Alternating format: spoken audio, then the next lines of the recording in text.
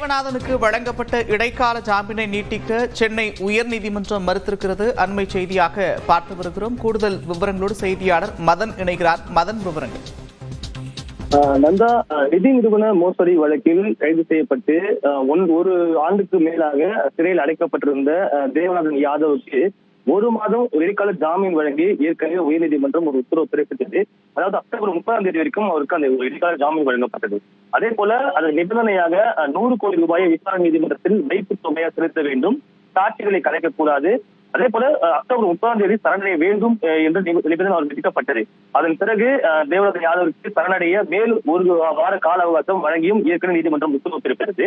இந்த நிலையில் தான் தன்னுடைய இந்த ஜாமீன் நிபந்தனைகளை மாற்றி அமைக்க வேண்டும் என்று தேவநாதன் யாதவ் ஒரு புதிய மனு தாக்கல் செய்தார். அந்த மனு இன்று நீதிபதி தமிழ்ச்செல்வி முன்பு விசாரணைக்கு வந்தது. அப்போது தேவநாதன் யாதவ் தரப்பில் தன்னுடைய ஜாமீன் நிபந்தனைகளை நிறைவேற்ற மேலும் ஒரு மாதம் கால அவகாசம் வழங்க வேண்டும் என்று ஒரு கோரிக்கை வைக்கப்பட்டது.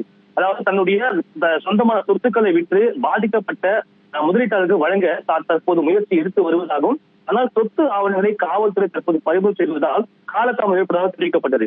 அதே போல நீதிமன்றம் ஏற்கனவே வழங்கிய இடைக்கால ஜாமீன் நாட்களில் தீபாவளி போன்று விடுமுறை நாட்கள் அதிகமாக இருந்ததால் இந்த நீதிமன்ற நிபந்தனை முழுமையாக நிறைவேற்ற முடியவில்லை என்றும் தெரிவிக்கப்பட்டது.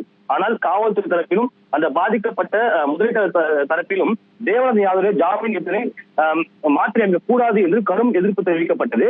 அனைத்து வாதங்களும் முடிவடைந்த பிறகுதான் ஏற்கனவே நீதிமன்றம் பிறப்பித்த அந்த நிபந்தனை நிறைவேற்றவில்லை என்று தெரிவித்து தேவநாதன் யாதவ் தாக்கல் செய்த மனுவை தற்போது தள்ளுபடி செய்து அவரை கைது செய்யும் தற்போது காவல்துறைக்கு உயர்நீதிமன்றம் உத்தரவு பிறப்பித்துள்ளது.